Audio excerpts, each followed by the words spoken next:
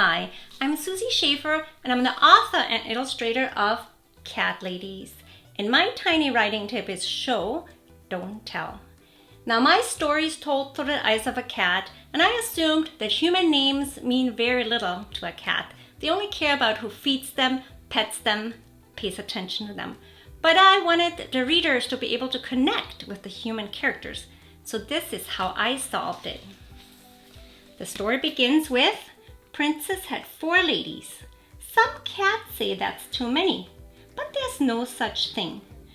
But then, instead of writing a sentence about each of the ladies, I went ahead and illustrated 4 tiny portraits with their names underneath. We got Molly, Millie, Maredel, and Myrtle. That way, the readers will know who I'm talking about later on in the story. So that was my tiny writing tip. I hope you can apply it to your own story and it's helpful to you.